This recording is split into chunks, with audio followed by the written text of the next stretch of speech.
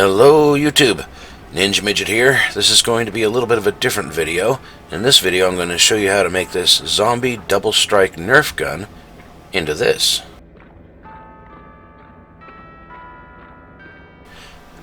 I started off by taking the gun apart so I could get to the individual parts to make it easier to paint. This is a very simple gun, not very hard to take apart. Just a few screws, pop some parts out, and then you're good to go. It's a good idea to have a plastic bag to put all your spare parts in that you're not going to be painting, just so you're not losing anything.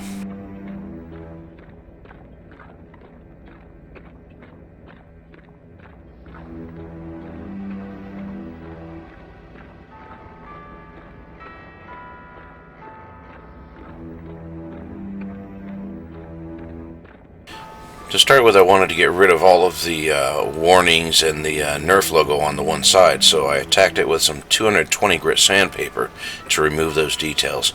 It works pretty good on this plastic. It's pretty soft when you get to working it with 220. Sanding with 220 worked to take the logos and the warnings off, but it did leave the plastic very rough, and the paint would have shown the scratches on it. So I went over it with 320 and then 500 grit sandpaper, and then finished up by buffing it with some quadruple-aught steel wool. That left the plastic in a really nice smooth state, ready to take paint.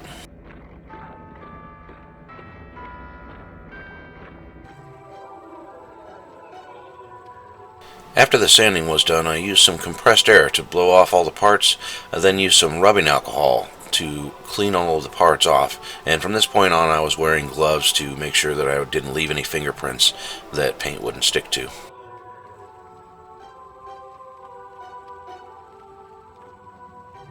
For all the metal parts of the gun that are steel, I wanted to give this a look like it's a gun that had been originally blued and the bluing was wearing off over time.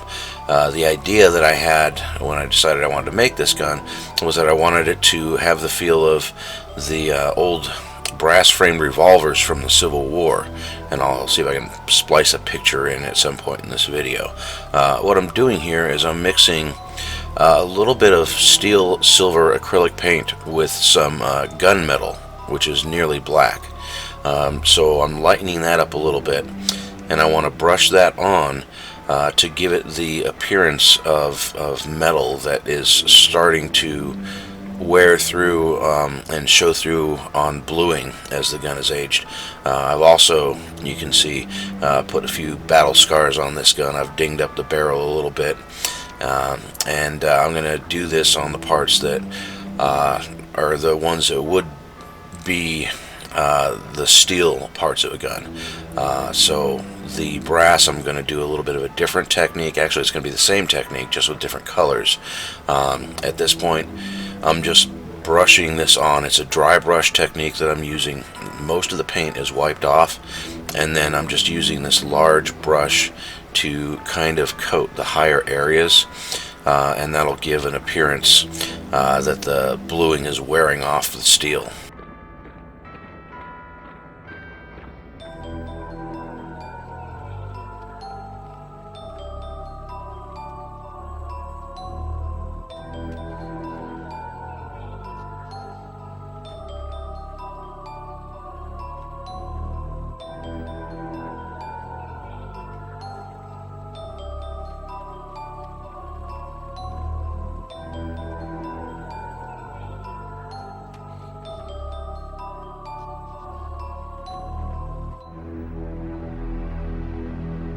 Okay, I forgot to mention it before, but I did hit all of the parts with a black primer that's good for plastics. So now I'm going to start masking on this part of the gun.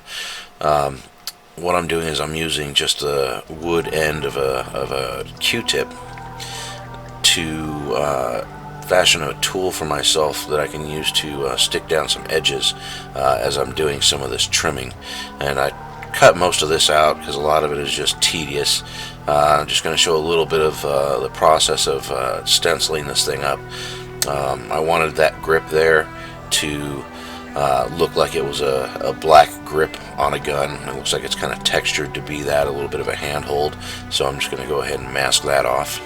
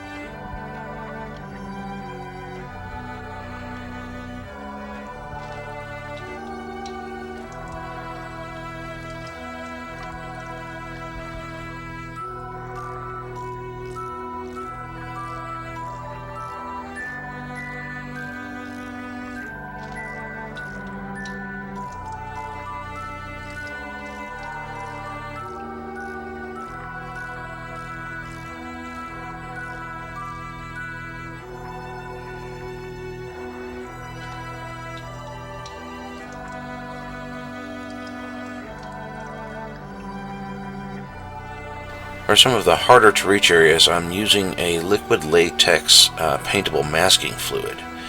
This stuff works great. Little trick to using this stuff: it works great if you wet the brush with water and just a tiny bit of dish soap first. This helps in cleanup afterwards. This is something that you just use some water to clean off your brushes, and they'll last a lot longer if you just use a little tiny bit of dishwashing fluid on the brush. Mix that in with the water, and that makes cleanup a breeze. You can just use that same bit of water to clean up after you're done masking. And the fluid just paints nicely into these small areas that you can reach with a brush that would really be a pain to get to with masking tape. And then this just brushes off with a stiff bristle brush. You'll notice after this is painted, when I lift the masking tape, it looks like some of the paint has stuck. That's sticking to the masking fluid. To get that off a little bit later, all I did is took a little bit of a stiff bristle brush and just chipped away at it, and it came right off. It's great stuff to have if you're doing some masking like this, if you want to mask off some fine areas, and it really comes in handy when you're doing stuff like this. And now comes the fun part: pulling off all of your careful masking to see the job that it's done.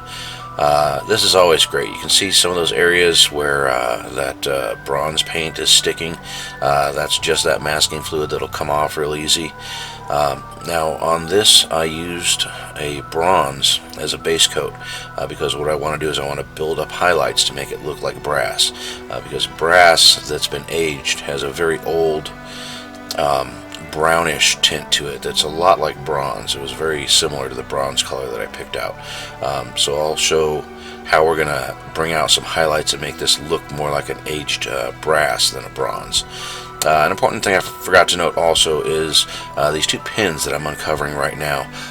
In a previous project gun that was actually this exact same gun that I painted before, I did not tape up those, and they got paint on them.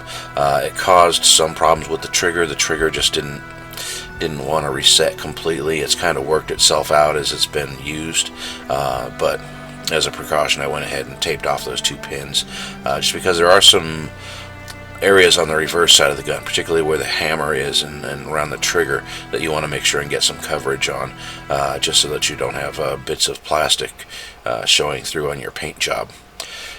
And there's the two halves completed. All that work, and it's looking good. Okay, now for this next level of detail, I wanted to use gold. I'm going to go ahead and water it down a little bit. And what I'm doing in this is doing a dry brushing technique, very similar to the dry brushing that I did on the barrels of the gun. So what I'm doing here is I'm not using a big brush because I don't want to be I don't want it to cover quite as much. I want to be very selective with this. And what this is doing is this is bringing up some of the higher areas of the gun and making it look like this brass that's aged has some spots that have some wear on it, like holster wear, and it's been used. So there's the high spots that are showing through as a little bit lighter. It doesn't show up as well on camera, but in person you can really tell that it's starting to look like it's this surface that has this deep patina on it, and it's been rubbed in certain areas to show a little bit of the more gold tones of the metal. So this is step number 2. There's going to be a step number 3 where we're going to use dry brushing that's going to be even a little more reserved than this, and then of course the weathering that's going to give it that pop that we're looking for. But with this, like all dry brushing, you want to sneak up on your desired outcome slowly. You want to go slow and light, take a step back, look at it at arm's length, see how it's all coming together, and make sure that you're not putting too much on at a time. You can always sneak up on it. It's easy to put more paint on. It's hard to take it off if you've made a mistake. So slow and steady is what makes dry brushing look good. Just take your time and wait until you got the look that you want, and then make sure you stop, because it's easy to overdo it.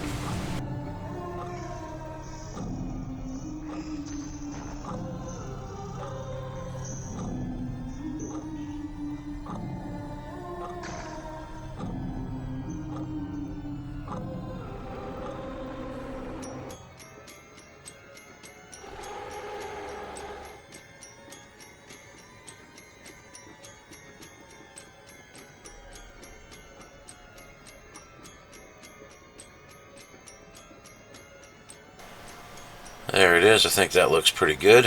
I haven't done the other half yet, so there you can see some of the highlights. Doesn't come out well on the camera, but you can tell that there's a definite difference between the plain bronze and the one that looks like it's got a little bit more depth to it. Now is as good a time as any to go ahead and put the gun back together now that we've got most of the painting done. Looks like the only thing we've really got left to do is a little bit of the highlighting on the brass, and then we're going to go ahead and do my favorite part, which is the weathering.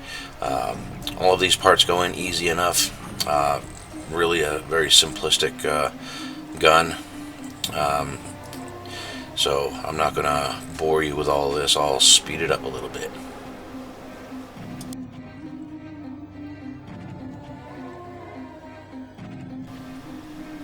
Okay, so for this we're going to go ahead and use steel to get some of our sharp highlights on this. It really will not be as bad as it seems. I mean, you'd think, wow, silver, what's that going to look like? In the middle of all that bronze, the silver really looks like these brighter gold highlights, and that's why we're doing just a very light job on this, and it's just on the harder edges. So anything that looks like it's got a hard edge that you might want to highlight, you want to go over it just lightly with a very dry brush, and just pick out those highlights so that they show up a little bit more.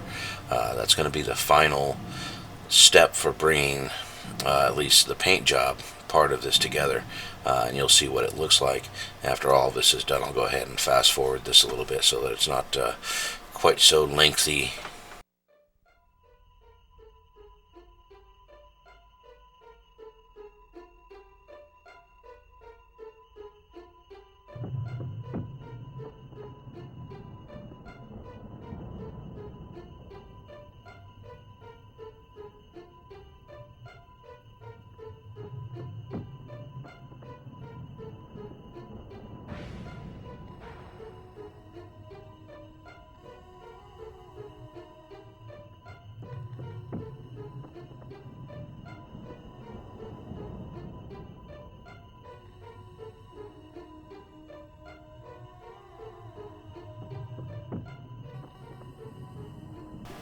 Next I used some leather colored acrylic for the handle. It looked more like a leather piece than the cloth piece that was wrapped around there originally on the original gun. I always thought it looked more like leather.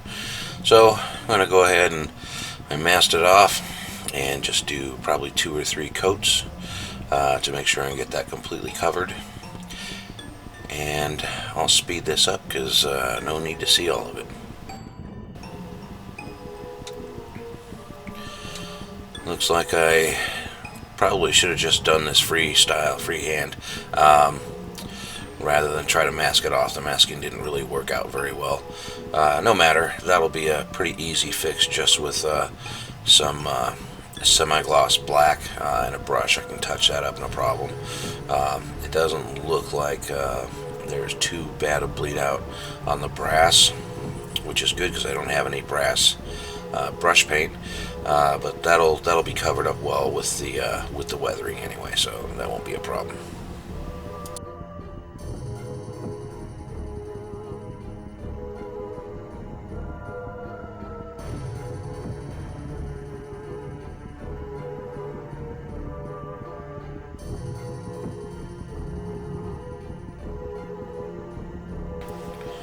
Now, because this started out being a zombie gun, I figured I'd throw some green back in, so got my goblin green acrylic out here, and I'm just going to go ahead and highlight some of these little areas down here, and then we'll be on to the weathering. Okay, now for weathering, I use a very watered down flat black acrylic, and this is the fun part, because all you do is you're just going to paint this everywhere.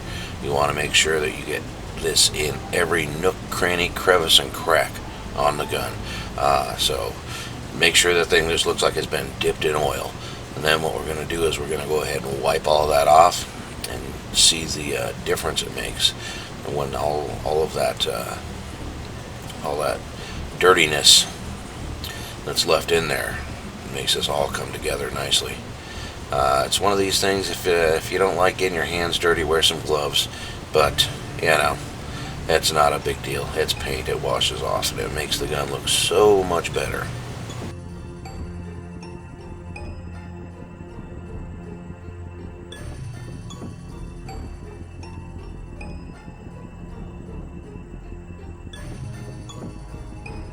I finished it off with a couple coats of semi-gloss clear just to protect the weathering in the paint, and now it's done. Hope you enjoyed this video. Thanks for watching.